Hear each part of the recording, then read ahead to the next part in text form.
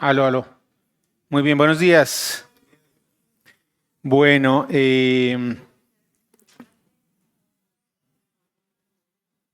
vamos a continuar con la enseñanza, o más bien con la línea, con la secuencia que yo he tenido el gusto y el placer, la dicha de enseñar, que es el libro de los Proverbios. Y voy a prender la luz por aquí.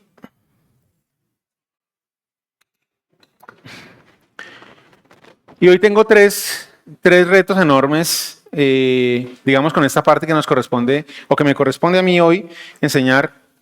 Una es, por supuesto, lo que decía Rubén Darío, y es que no sean mis palabras, sino que sea definitivamente la palabra del Señor hablando a través de este siervo, de este burro, a ustedes, primero. Segundo, que eso les quede claro. Tercero, que todo el tema lo pueda desarrollar en los minutos que tengo. Y cuarto, me dijeron, oiga, no se mueva tanto porque se sale del contexto de la grabación. Entonces voy a tratar a ver de esos cuatro cuáles puedo sacar adelante.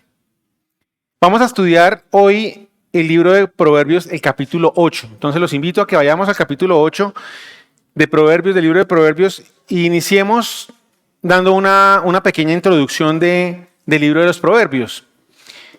Y el libro de los Proverbios es un libro muy especial porque, digamos, presenta la sabiduría, y aquí vamos a hablar justamente de eso, de la sabiduría. Entonces presenta la sabiduría como una persona, presenta la sabiduría personificada, como alguien que está llamando, como alguien que está clamando, como alguien que está ofreciendo algo, como alguien que está gritando a los cuatro vientos las ventajas justamente que tiene la sabiduría. Ese es un punto importante. La sabiduría llama, la sabiduría aconseja y la sabiduría ofrece vida. Y eso es lo que podemos encontrar en el capítulo que vamos a estudiar hoy, en los Proverbios capítulo 8. Y adicionalmente, como está presentado Proverbios está presentado como gran parte, como la gran mayoría de los salmos. Y los salmos están presentados de forma profética. ¿Sí? Entonces, cuando uno lee los salmos, se va a dar cuenta que allí hay poesía, ¿cierto? Que hay poesía. Y esa poesía es una poesía hebrea, que es diferente a la poesía española que nosotros conocemos, ¿cierto? O a la poesía latina. Y es que la poesía latina tiene la característica o el común denominador de que tiene rima. Y entonces una palabra rima con un verso posterior o con varios versos posteriores. A una mujer hermosa le regaló una rosa, cosas de esas. Pero la rima hebrea no funciona de esa manera. La rima hebrea, rima es ideas, pensamientos, ¿cierto? Pensamientos. Algo así como, le explicaba esta mañana a mis hijos, algo así como la sabiduría es como la diadema en la cabeza de una princesa. Y más adelante dice, la sabiduría es como el anillo en la mano de un rey. Es más o menos lo que nos muestra la poesía hebrea. Y eso es lo que vamos a estudiar hoy. Y yo dividí este capítulo en varias secciones y voy a desarrollar paralelamente dos temas. Por un lado, el capítulo 8 de Proverbios y por otro lado, algo que nosotros vemos hoy en nuestra vida cotidiana que se los voy a explicar más adelante. Esta primera parte la llamé Conectando y más adelante les voy a dar el título de la enseñanza. Pero esta primera parte que vamos a empezar a estudiar a partir de este momento en el libro de Proverbios capítulo 8, versículo 1, yo la llamé Conectando. Y dice de la siguiente forma: ¿acaso no está llamando la sabiduría? ¿No está elevando su voz la inteligencia? Y con eso en mente les pido que ustedes cierren sus ojos y tratemos de concentrarnos en lo que hoy estamos tratando de aprender aquí sobre la sabiduría y el conocimiento. No humano, sino sobre la sabiduría y el conocimiento real, que es el conocimiento divino. Entonces yo los invito a que cerremos nuestros ojos por un momento y a que nos concentremos verdadera y ciertamente en lo que hoy vamos a estudiar. Nuestro querido Padre Celestial, yo quiero hoy darte las gracias, Dios mío, Señor, en primer lugar. Como tú nos enseñas a través de tu palabra en el libro de Filipenses, tú nos dices, Señor, que vengamos y te traigamos a ti todas las peticiones que tenemos en nuestro corazón con gratitud. Que te demos las gracias por todo lo que tú nos das. Que hoy reconozcamos, Dios mío, Señor, que por difícil que haya sido la semana que terminó y la nueva que hoy empieza con esperanza, Señor, que entendamos que todas las cosas están en tu control, que nosotros somos importantes y que nosotros somos especiales para ti. Y que así como hoy el libro de Proverbios nos dice, ¿acaso no está llamando la sabiduría? Es un mensaje divino, es un mensaje que tú tienes hoy para cada uno de nosotros. Yo te pido, Señor, que me hagas un siervo humilde, Dios mío, Señor. Que sean solamente tus palabras a través de mi boca, Dios mío, Señor, y que no haya un solo pensamiento que no sea dirigido, limitado, coartado, direccionado por tu gracia y por tu amor. Y que de la misma forma, Señor, tu palabra caiga en el corazón de estos mis hermanos, como una semilla, Señor, que muere, pero que germina y da fruto. En el nombre poderoso de tu Hijo nuestro Señor. Amén. Y es una buena pregunta. ¿Acaso no está llamando la sabiduría? ¿No está elevando su voz la inteligencia? Y hoy podemos hablar un poquito de lo que vivimos, de un mundo hiperconectado, ¿no? De un mundo hiperconectado.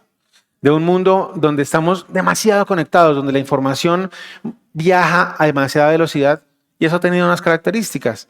Y es que cuando lo importante es transmitir la información, pues la verdad no tiene valor. Porque no importa si lo que yo digo es verdad o no es verdad, porque como no tiene valor. Lo importante es decir alguna cosa. Lo importante es hacer algún comentario. Hay un país de Centroamérica en el cual la Contraloría está haciendo una investigación de ciertos funcionarios y el Contralor se ha dedicado a criticar y a criticar y a criticar y a criticar a muchos de los funcionarios públicos sin ningún argumento. A él no le importa si lo que está diciendo es verdad o no es verdad, lo que le importa es generar una situación mediática. ¿Para qué? Para mostrar gestión. Y por las redes está escribiendo todo el tiempo. Pero eso es del lado de los que generan la información. Y ahora, del lado de los que la consumen, que somos nosotros, ¿cuál es su posición? ¿Cuál es su situación? Cuando usted se sienta y se pone a ver las redes sociales, ¿cómo queda usted después de todo eso? ¿Bien? ¿Se siente informado o se siente un poquito estresado y angustiado? Y creo que esa es un poco la característica más importante que tiene hoy el comportamiento humano, y más del comportamiento humano, la característica que tenemos hoy los seres de este siglo, y es que andamos muy ansiosos, ¿no? Vivimos con ansiedad todo el tiempo. Yo salí de mi casa, mi esposa llegó muy temprano a la iglesia para abrirla. Yo salí de la casa, más o menos a la hora que siempre salimos, y había una carrera atlética por la 30. Estaba cerrada. Y ahí me empezaron a sudar las manos, me sentí ansioso, estaba mirando a ver el Waze por donde me mandaba, entonces la pelea entre el Waze y que no, yo por ahí no me meto, y finalmente llegué tarde. Pero esa es nuestra vida continuamente. Estamos ansiosos, ¿cierto? Estamos ansiosos. Estamos llenos de ansiedad todo el tiempo.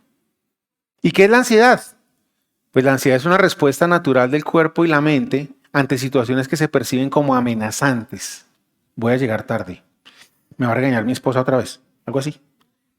Inciertas o demandantes. Se manifiesta como una sensación de inquietud, de nerviosismo o de temor que puede ir acompañada de síntomas físicos como palpitaciones, sudoración, tensión muscular, dificultad para concentrarse. Y creo que eso lo hemos vivido todos los que estamos hoy aquí sentados. Pero la ansiedad tiene además 4 características más. Primero, la ansiedad es futurista.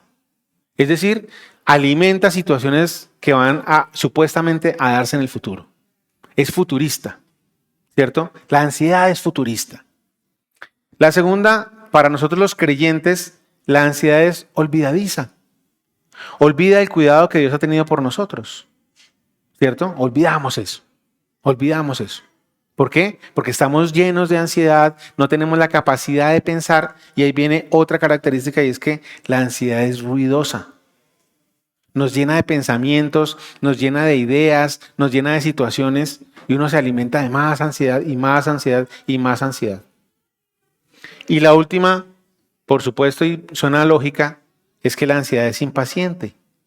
Es decir, quiere respuestas a las ya. ¿A qué horas? A las ya. Y quiero que busquemos cuándo es la primera vez en la Biblia. ¿Cuándo creen ustedes que es la primera vez en la Biblia? Yo les dije a ustedes que yo iba a desarrollar 2 temas en paralelo. Uno, lo que nos muestra Proverbios 8, y por otro lado, una situación que tiene que ver con la ansiedad. ¿Cuándo es la primera vez que la Biblia habla de temor o de miedo, traducido, guardadas proporciones a la ansiedad. Y los invito a que me acompañen a Génesis, capítulo 3, versículo 8. Esos son de los versículos muy conocidos por cada uno de nosotros, pero la idea es que tengamos una aproximación que nos permita hoy sacar una conclusión. ¿Cierto? Que nos permita sacar una conclusión. Ya estamos allí. Génesis capítulo 3, versículos 8 al 10. ¿Ya estamos allí? Miren lo que dice aquí. Cuando el día comenzó a refrescar, el hombre y la mujer oyeron que Dios el Señor andaba recorriendo el jardín. Entonces corrieron a esconderse entre los árboles para que Dios no los viera. Pero Dios el Señor llamó al hombre y le dijo, ¿dónde estás? El hombre contestó, escuché que andabas por el jardín y tuve miedo.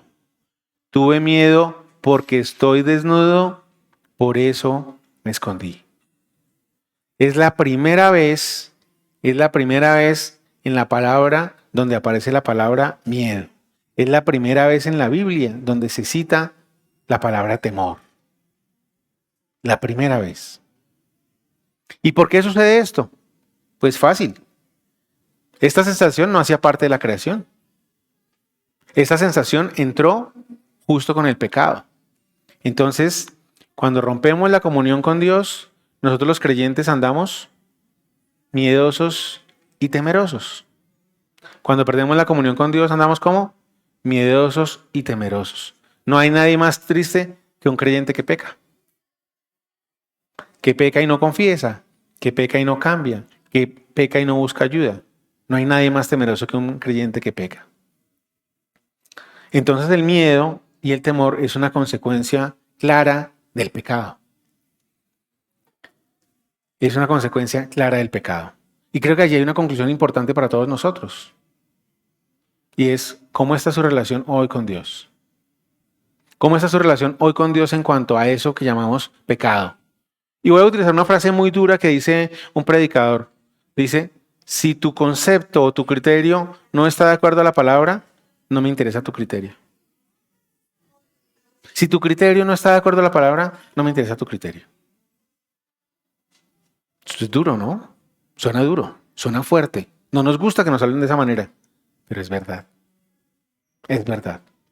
La primera vez que se habla de miedo o la primera vez que se habla de temor en la Biblia es justamente después de que el hombre ha caído y ha roto a través del pecado la relación que tiene con Dios, la relación directa que tiene con Dios. Y vamos a dejar eso allí en el parqueadero. Regresemos a Proverbios.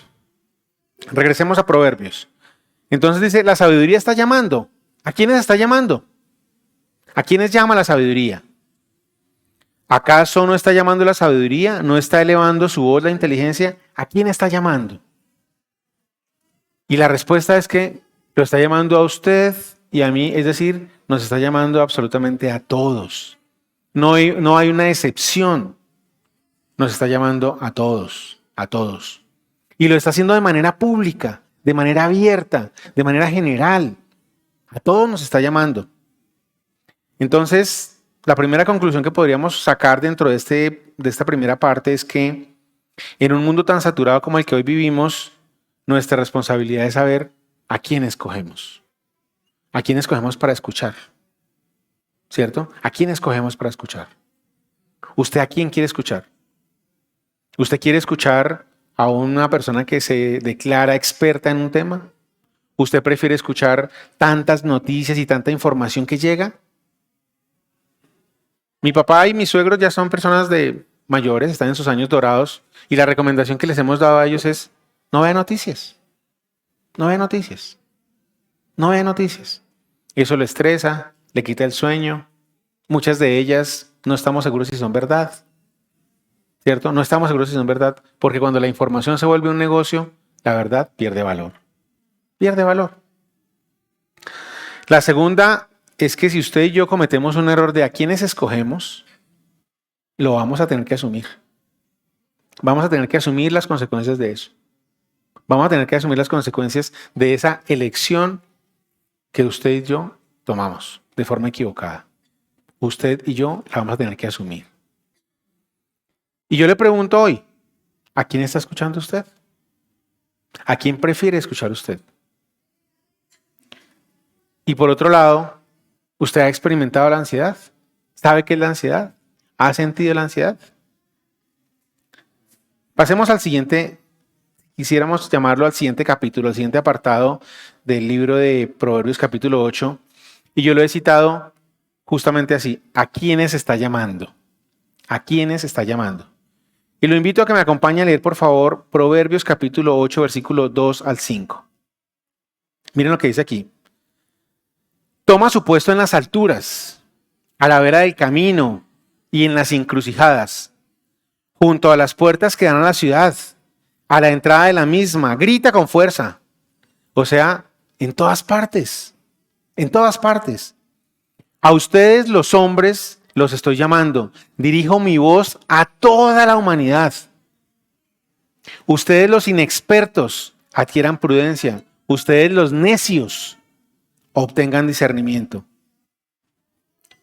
La sabiduría, y si empezamos a pensar un poco en el conocimiento de Dios y en la forma como Dios opera, y aquí lo hemos dicho muchas veces, uno puede ver la palabra de Dios de tres maneras. La palabra en la creación, la palabra creada, la palabra en la Biblia, la palabra escrita y la palabra humanada en la persona de Jesús de Nazaret.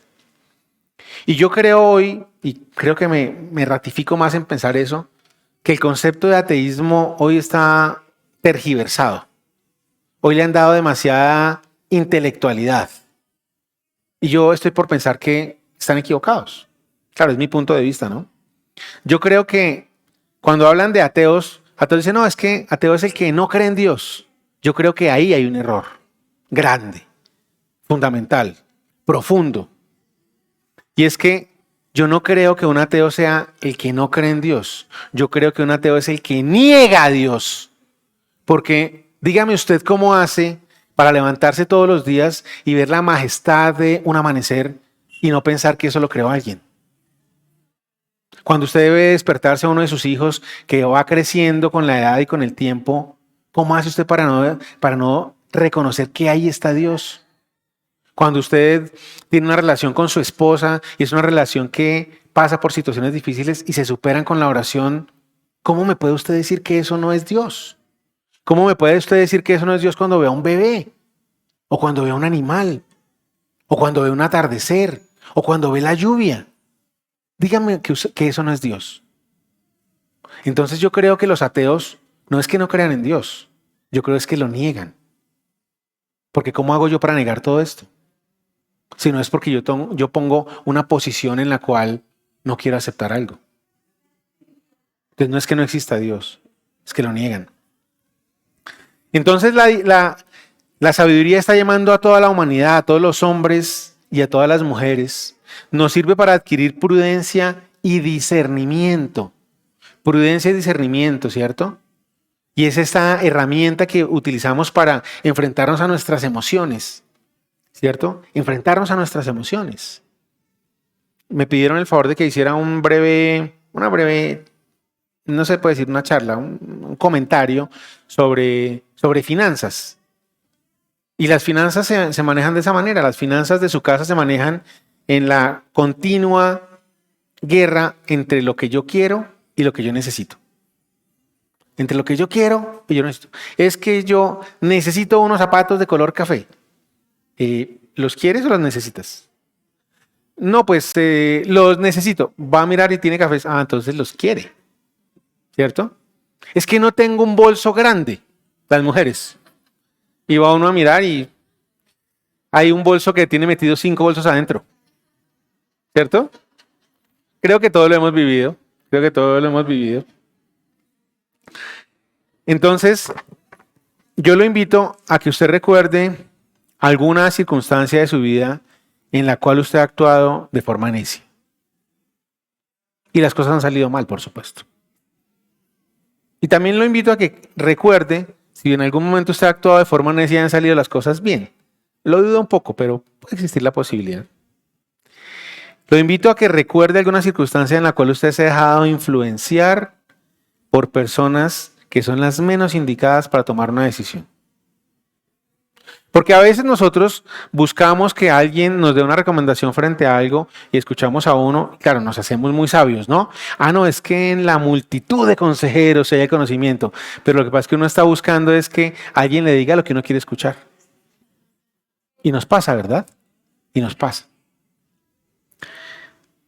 Entonces quiero dejarles esas dos preguntas ahí, o esas dos invitaciones a la reflexión. ¿Alguna circunstancia en la cual usted reconoce que ha actuado con necedad o con poca inteligencia? Y a que recuerde alguna circunstancia en la cual usted se ha dejado influenciar por una persona que no es la más indicada. Entonces ya hablamos de dos puntos importantes. Primero, y me devuelvo un poco, lo llamé conectando. El segundo punto lo llamamos a quiénes está llamando. Y ahora vamos a ver el tercero y es cuál es la oferta que nos da la sabiduría. ¿Qué es lo que nos ofrece la sabiduría? Y lo invito a que me acompañe por favor a Proverbios capítulo 8, versículos 6 al 11. Y miren lo que dice aquí. Escúchenme, que diré cosas importantes. Mis labios hablarán lo correcto. Mi boca expresará la verdad, pues mis labios detestan la maldad. ¿Se acuerdan que yo les decía que la poesía hebrea rimaba ideas? Aquí lo tienen claro. Diré cosas importantes, dice en la primera parte. Mis labios hablarán lo correcto. Segunda parte, mi boca expresará la verdad. Riman ideas, conecta ideas. Las palabras de mi boca son todas justas. No hay en ellas maldad ni perversidad. Son claras para los entendidos e irreprochables para los sabios. Opten por mi instrucción, no por la plata. Opten por mi instrucción, no por la plata. Por el conocimiento, no por el oro refinado. Vale más la sabiduría que las piedras preciosas y ni lo más deseable se compara. Y uno dice aquí, es la búsqueda de la verdad, ¿cierto? Estamos buscando la verdad. Estamos en la búsqueda de la verdad y todo el tiempo queremos manifestar eso. Queremos encontrar la verdad o nos creemos poseedores de la verdad muchas veces, ¿cierto? Y la defendemos. ¿Cuál verdad? ¿La verdad absoluta o mi verdad? Porque la verdad absoluta es la de Dios. Es la de Dios. Entonces, si la palabra se autodefiende, si decimos que la palabra de Dios es la verdad, si la palabra de Dios es lo que está aquí escrito, y cuando dice que va a decir cosas importantes, debe ser porque esto es verdaderamente importante. Debe ser porque esto es verdaderamente valioso. Yo le puse por título a la enseñanza de hoy, el devocional no es suficiente. ¿Saben una cosa? El devocional no es suficiente. Usted quiere ser un cristiano verdadero, un cristiano, un creyente, un siervo, un buen esposo, un buen padre, un buen consejero, un buen hermano, un buen amante. El devocional no es suficiente. El devocional no es suficiente. Y ya si se demore usted medio día en el devocional, ¿sabe qué? No es suficiente. Hay que entrar más allá, hay que ir más allá, porque la sabiduría justamente es eso. La sabiduría, y lo vamos a ver más adelante, tiene que ver es con una relación. Más que tener conocimiento en su mente o en su corazón, es una relación. Y esa relación hay que alimentarla todos los días. Todos los días. Proverbios capítulo 8, versículo 18 al 21. Nos vamos a saltar un poco y miren lo que dice la sabiduría de ella misma. De ella misma como un médico que se autodiagnostica. Miren lo que dice aquí, Proverbios capítulo 8, versículo 18 al 21. Conmigo están las riquezas y la honra, los bienes duraderos y la justicia. Mi fruto es mejor que el oro fino, mi cosecha sobrepasa a la plata refinada. Voy por el camino de la rectitud, por los senderos de la justicia, enriqueciendo a los que me aman y acrecentando sus tesoros. Esto es diferente, estamos hablando de cosas distintas, de riquezas que van más allá. ¿O quién no se siente orgulloso de que alguien le diga algo agradable o algo grato de su esposo o de su esposa o de sus hijos? Cuando le dicen algo bonito de sus hijos, usted no cabe por la puerta. Usted siente que se siente grande, se siente henchido, se siente feliz, se siente en paz. Se siente dichoso. Se siente que voy a escuchar al que va a predicar, pero hablaron bien de mis hijos. ¿Cierto? Y eso es lo que ofrece la sabiduría. Pero esta sabiduría, esta. Y pasemos para entender quién es la sabiduría, que es la siguiente pregunta. ¿Quién es la sabiduría? Y les contaba que en el capítulo 8 de Proverbios, la sabiduría se presenta como una persona personificada. Pero vamos a ver quién es la sabiduría. Acompáñenme a Proverbios capítulo 8, versículo 12. Proverbios capítulo 8, versículo 12. Y vamos a ver dos formas de identificar la sabiduría. Proverbios capítulo 8, versículo 12. Dice así: yo, la sabiduría, convivo con la prudencia y poseo conocimiento y discreción. Entonces estudiémoslo desde el Antiguo Testamento.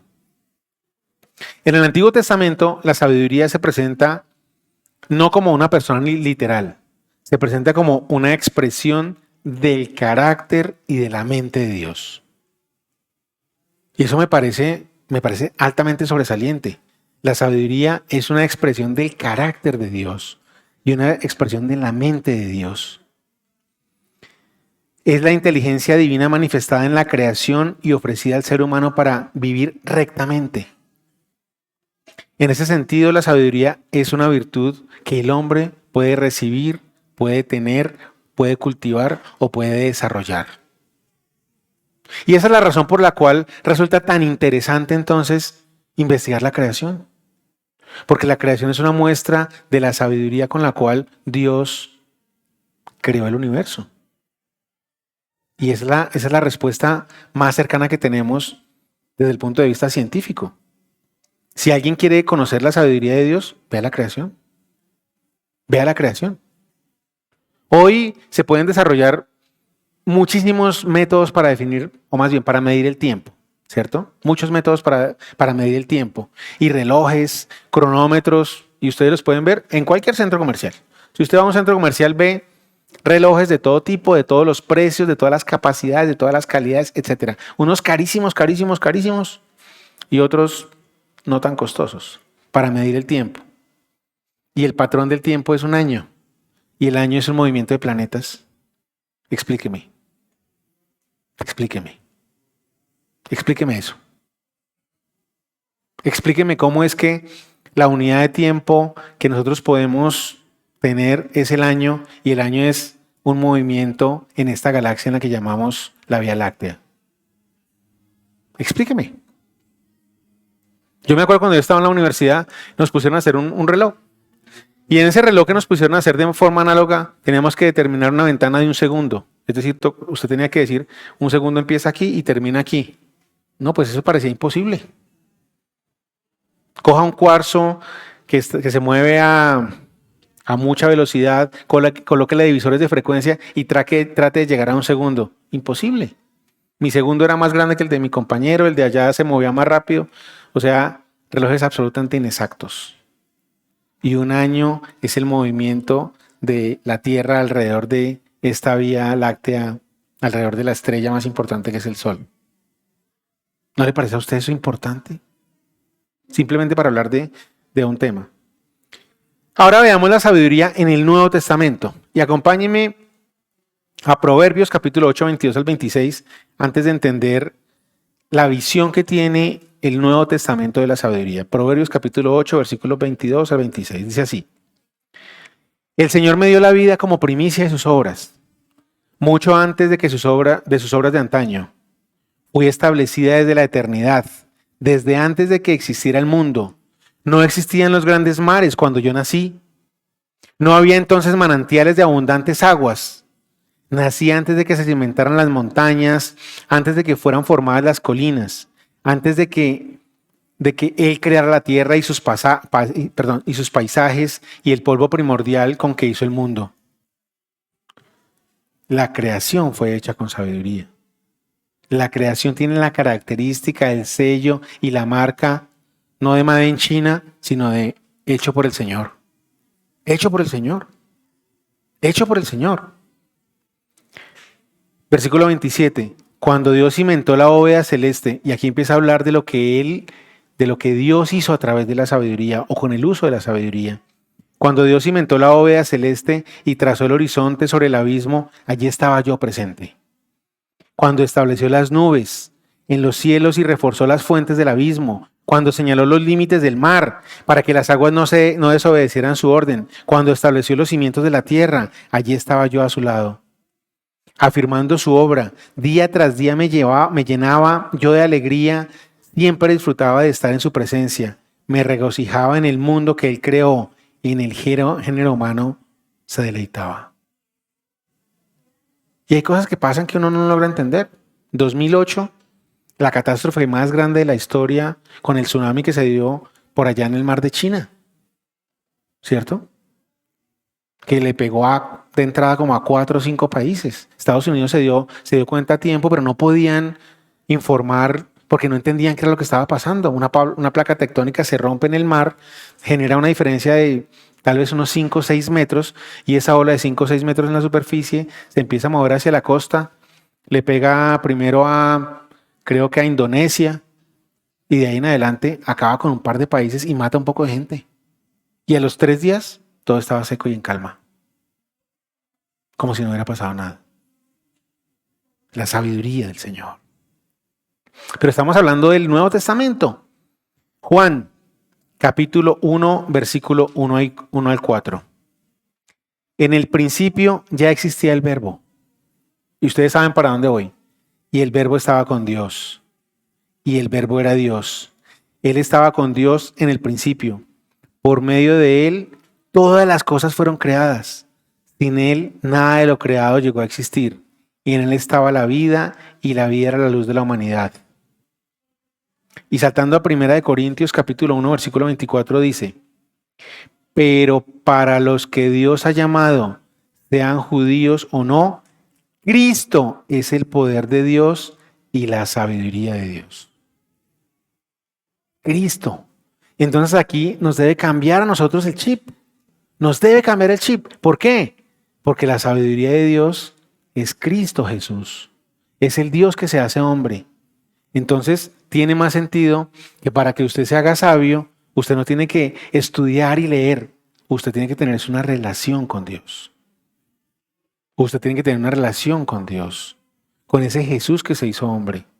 Si usted no tiene una relación con Dios, su forma de actuar. ¿Por qué hoy no hay justicia? Porque no actuamos con sabiduría. Una consecuencia natural de la sabiduría es la justicia. Pero como no actuamos con sabiduría, pues no va a haber justicia. Es así de sencillo. Es así de sencillo. En resumen, en el Antiguo Testamento la sabiduría es la voz de Dios llamando al hombre a vivir conforme a un orden. En el Nuevo Testamento esta sabiduría se encarna en Cristo Jesús, que es la manifestación perfecta de la mente, el amor y el propósito de Dios para el hombre. Y yo le invito a que piense usted un momento en eso. ¿Cómo está su relación hoy con Jesús de Nazaret? ¿Cómo está hoy su relación? Y yo le digo, el devocional no es suficiente. El devocional no es suficiente. El devocional no es suficiente. El devocional es una muestra. El devocional es un tiempo. El devocional hace parte de nuestra relación con Jesús, de nuestra relación con Dios, pero no es suficiente. Nosotros debemos estar conectados todo el día con la relación verdadera que nos da vida, que es la relación con Dios. Y a veces pensamos que no deberíamos de tener problemas, ¿cierto? A veces pensamos que no deberíamos de tener problemas. ¿Por qué? Porque oramos, porque ayunamos, porque allá donde nos arrodillamos a orar todos los días ya hay un hueco en el piso. Decimos, no, yo oro. A mí llámeme a orar y verá cómo es. Yo le enseño. Venga, yo le recito el Salmo 119. ¿Cierto? Pero eso no es suficiente. Eso no es suficiente. Hay que tener una verdadera relación con Dios. Y frente a los problemas yo les digo una cosa. Yo creo que he venido entendiéndolo a fuerza de golpes. De verdad, a fuerza de recibir golpes. Más que darlos, de recibirlos. a fuerza de recibir golpes. Y he entendido que Dios como que nos da la capacidad de enfrentar ciertas situaciones difíciles, que no las queremos enfrentar. Cuando uno dice, oiga, ¿usted quisiera tener problemas? Pues claramente nadie quiere tener problemas, ¿cierto? Pero Dios nos da la capacidad de enfrentar esos problemas, y yo hacía la analogía como de un anestesiólogo en una cirugía, ¿cierto? Un anestesiólogo en una cirugía. Entonces a usted le van a hacer, por ejemplo, bueno, hablo en primera persona. A mí me van a hacer una cirugía y yo una semana antes no duermo. Ya yo me asusto. Dice, ¿cómo ir a hacer? Ya los médicos son queridos y entonces cuando uno llega a una cirugía le sonríen. Yo no le sonrío a nadie, ni a la enfermera, ni al portero, ni a nadie. Me van a operar, no moleste. ¿Cierto? Pero resulta ser que cuando usted se enfrenta a ese momento de dolor en la cirugía, llega el anestesiólogo y a usted lo duerme. Y ellos trabajan y usted se despierta y ya está operado. Frente a los problemas, creo que Dios hace lo mismo. Como que Dios nos capacita, como guardadas proporciones, esa misma situación del anestesiólogo. Y entonces no tiene sentido que si yo tengo una cirugía mañana, pues el anestesiólogo venga y me anestesie hoy. Eso suena absurdo, ¿cierto? Así nos pasa a los creyentes. Usted se prepara para los problemas y en el momento de la situación difícil, Dios va a estar con usted. Como el anestesiólogo llega y lo duerme para que lo puedan operar. Y esa debería ser nuestra forma de pensar frente a ciertas situaciones de la vida. Y vamos a la última parte, que yo la llamé relación, que es donde confluye todo este tema del capítulo 8 y nuestro tema de ansiedad y nuestro tema de angustia. Y lo invito a que me acompañe a leer usted allí Proverbios capítulo 8, versículos 13 al 17. Y mire lo que dice acá. Quien teme al Señor aborrece lo malo. Yo aborrezco el orgullo y la arrogancia, la mala conducta y el lenguaje perverso. Míos son el consejo y el buen juicio. Míos son el entendimiento y el poder. Por mí reinan los reyes y promulgan leyes justas los gobernantes. Por mí gobiernan los príncipes y los nobles, todos los jueces de la tierra. A los que me aman les correspondo, a los que me buscan me doy a conocer. A los que me buscan me doy a conocer. Y hablemos de este punto de relación. Acompáñenme a Jeremías, capítulo 29, versículo 13. Y si la Biblia es suya, aquí es donde empezamos a subrayar. Jeremías, capítulo 29, versículo 13. Miren lo que dice aquí. Me buscarán y me encontrarán cuando me busquen de todo corazón. Vuelvo y le pregunto, ¿usted cómo está buscando a Dios? ¿Cómo es su búsqueda de Dios? ¿Cómo es su relación con Dios? No es un juicio, es simplemente lo invito a que usted se haga esa misma pregunta. ¿Cómo es su relación con Dios? Me buscarán y me encontrarán cuando me busquen de todo corazón. Apocalipsis 3:20. Mira que estoy a la puerta y llamo. Si alguno oye mi voz y abre la puerta, entraré, cenaré con él y él conmigo. Y tal vez el más importante de todos, Salmo 63, versículo 1. Y me espero a que lo busquen. Salmo 63, capítulo 1. Y esta debería ser la manera como nosotros busquemos a Dios en las palabras del rey David. Miren lo que dice aquí. Oh Dios, tú eres mi Dios. Tú eres mi Dios. Yo te busco intensamente. Mi alma tiene sed de ti. Todo mi ser te anhela, cual tierra seca, sedienta y sin agua. Esa es la forma como usted y yo deberíamos de buscar a Dios. No hay otra. No hay una forma fácil. No hay un camino diferente. No hay un atajo que tengamos que coger. No hay. Esta es la manera. Un anhelo que le da sentido a mi vida. Un anhelo que le da sentido a mi existencia. Un anhelo que le da sentido a mis lágrimas. Un anhelo que le da sentido a mi oración. Un anhelo que le da sentido a sentirme verdaderamente hijo de Dios. Un anhelo que le da sentido a venir a la iglesia, a orar con un hermano. un anhelo profundo y verdadero. Un anhelo que me incomoda estar allí en la silla sentado, simplemente recibiendo, pudiendo servir. Un anhelo que supera todos los problemas. Un anhelo que está más allá de sus situaciones de vida actuales.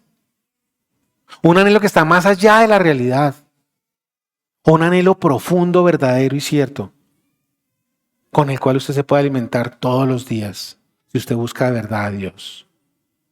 Si usted busca de verdad a Dios.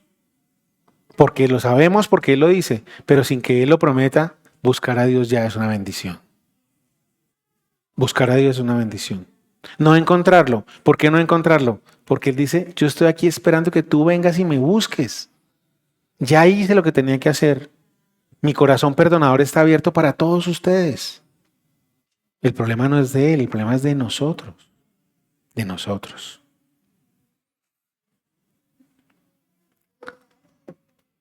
Y voy a cambiar un poquito de expectativa y voy a hacer lo que dijo Gina que no hiciera, es que me voy a salir del cuadro. Les voy a pedir que proyecten unas fotos que yo puse para que las veamos y para que reflexionemos sobre esto.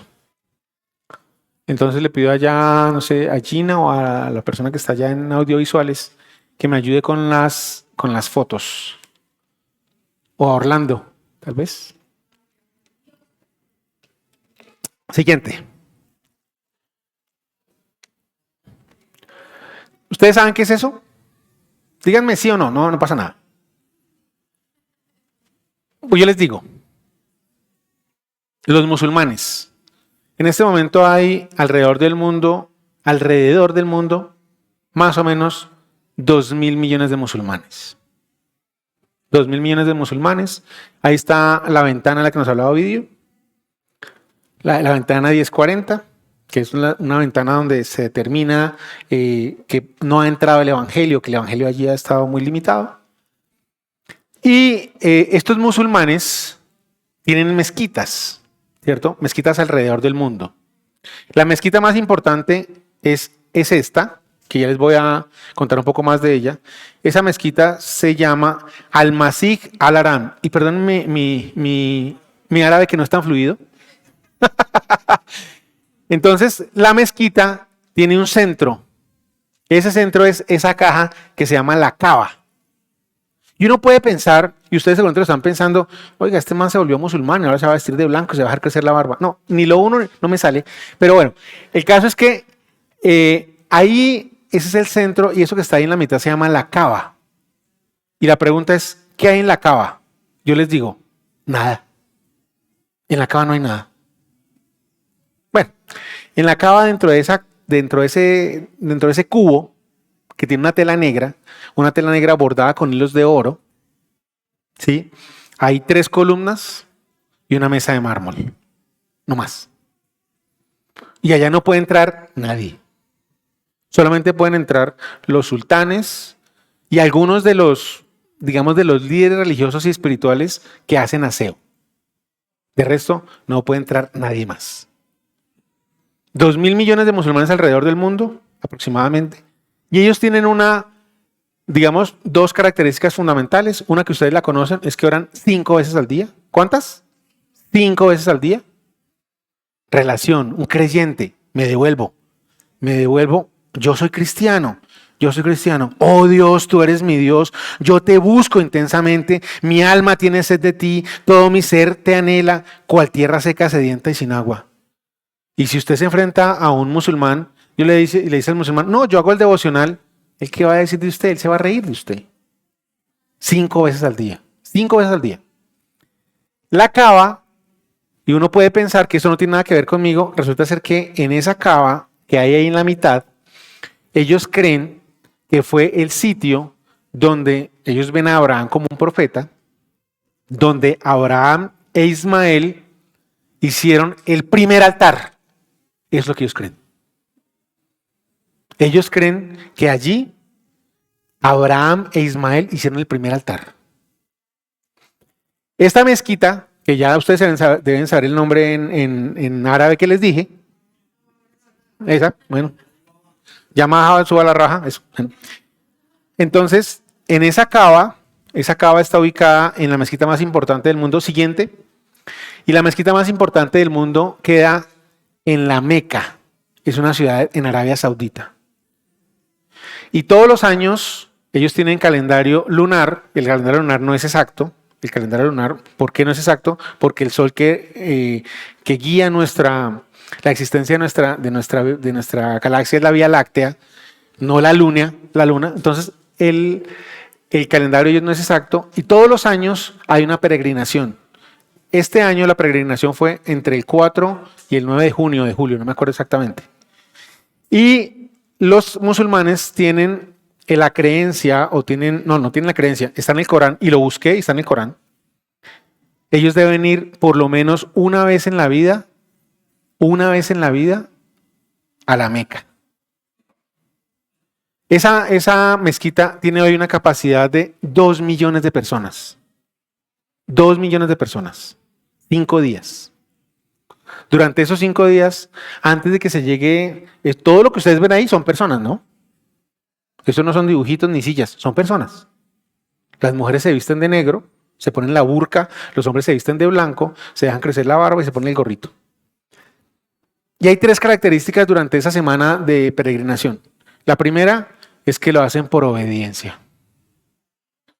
Por obediencia. La segunda es que lo hacen por fraternidad. Es decir, se visten todos iguales, no importa si usted es pobre o rico, ni de qué nacionalidad sea, si viene de la India o si viene de Qatar o si viene de Arabia Saudita, se visten todos iguales. Y la tercera, por humildad. Por humildad. Y yo me pregunto, ¿cómo puede tener tanta importancia un sitio en el cual ellos creen que allí fue donde se hizo el primer altar hecho por Abraham y por Ismael para alabar al Dios que usted y yo servimos? Oran 5 veces, viajan a este lugar, siguen construyendo esta mezquita y la siguen agrandando y la siguen haciendo más grande y más grande y más grande para que soporte más personas. Si hay 2 mil millones de musulmanes en el mundo y cada año viajan 2 millones de personas, van a durar más de 150 años recibiendo personas. Siguiente.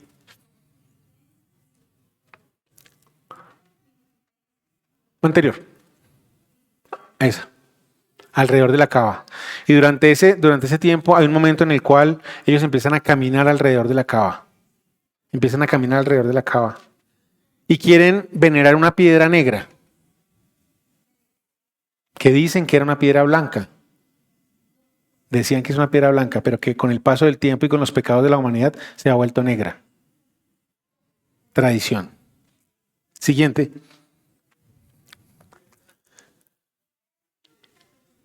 Todas las personas allí alrededor de esto. Siguiente. Esa es la última. Y ese sol que ustedes ven ahí, deben estar a 40 grados centígrados. Deben estar a 40 grados centígrados. Y a veces nos da pereza a nosotros venir aquí a la iglesia. Y a veces nos cuesta trabajo levantarnos verdaderamente a hacer un devocional, cuando el devocional no es suficiente. Entonces yo le vuelvo a preguntar a usted hoy, ¿cuál es su relación con Dios? ¿Cuál es su relación con Dios? ¿Usted es un hombre sabio? ¿Usted es una mujer sabia? ¿Usted se cree sabio o se cree sabia? La única respuesta que quiero que usted mismo se dé es ¿cuál es su relación con Dios? Si usted tiene una relación profunda, íntima, seria, real, yo creo que usted es una mujer o una persona o un hombre con sabiduría. Pero si usted mismo, siendo honesto y comparando un rito como estos con una convicción real que tenemos nosotros, no se siente cómodo, es porque su relación es como tal vez la mía, tiene que mejorar. Tiene que mejorar. Y yo lo invito hoy a eso. Yo le invito a usted a que no juzgue a Dios, yo le invito a que no piense en sus problemas, yo le invito a que usted no se deje coartar o coaccionar de tantos medios de comunicación, yo lo invito a que usted se pare frente a sus emociones y sus sentimientos y usted verdaderamente reconozca que su relación con Dios no es lo que debería ser. No es lo que debería de ser. Si usted tiene una de las áreas de su vida en la cual todavía hay elementos que están regular o tirando a mal, donde usted no se siente cómodo, donde usted se confronta con esto y usted se siente incómodo, tal vez su relación con Dios tiene que mejorar. Tiene que mejorar. Tiene que mejorar. Yo le invito a que usted se ponga de pie con su Biblia en la mano, busque el Salmo 63, 1 y lo leamos de forma completa. Y ojalá usted lo lea y se sienta verdaderamente comprometido y conmovido. Le invito a que se ponga de pie. Le invito a que suelte tal vez ese sentimiento de cansancio o tal vez mi monotonía para decir las cosas y usted verdaderamente hoy trate de comprometerse con una relación diferente. ¿Qué le falta a usted? Yo lo invito a que lea esto tratando de responder la siguiente pregunta. ¿Qué le falta a usted para que esto que va a leer en su vida sea verdad? ¿Qué le falta a usted? ¿Qué le falta a usted? Y mientras usted lee, cuando usted termine de leer, yo le voy a dar la respuesta que Dios nos va a dar cuando este versículo de nuestra Biblia sea una realidad en nuestras vidas.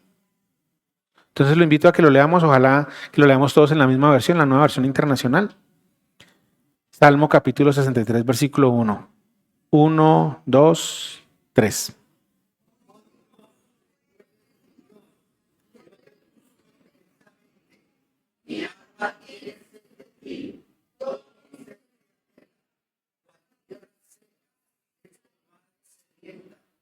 Cierre los ojos. Y la respuesta del Señor. Y ahora, hijos míos, escúchenme. Dichosos los que siguen mis caminos, atienden a mi instrucción y sean sabios, no la descuiden. Dichosos los que me escuchan y a mis puertas están atentos cada día, esperando a la entrada de mi casa. En verdad, quien me encuentra halla la vida y recibe el favor del Señor. Quien me rechaza se perjudica a sí mismo. Quien me aborrece ama la muerte. Y la iglesia dice, amén. Nuestro querido Padre Celestial, Señor, queremos darte las gracias, Señor del cielo, por esta oportunidad que tú nos das, Dios mío, Señor, de hoy reunirnos alrededor de tu palabra escrita, Señor.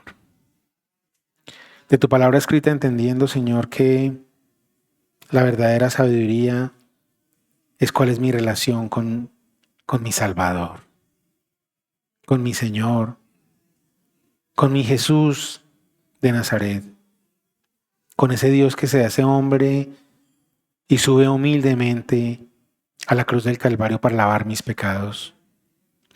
Ese Jesús de Nazaret que acepta cargar sobre sí, sobre su humanidad, toda mi corrupción, todos mis miedos, todas mis enfermedades, todos mis temores, todas mis emociones, para un día abrir los brazos, Señor, y recibirme y recibirnos en el reino celestial.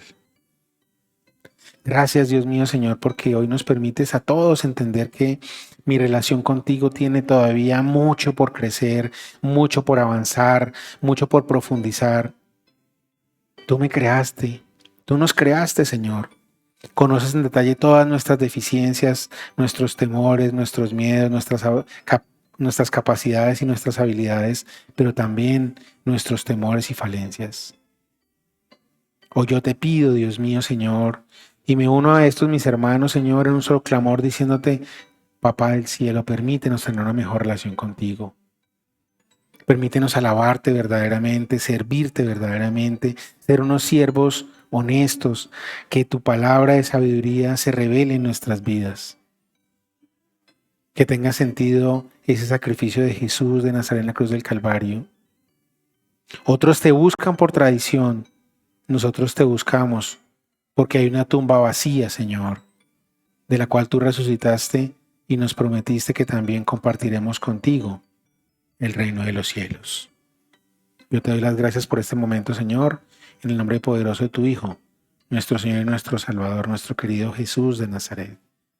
Con el poder de tu Espíritu Santo, Señor.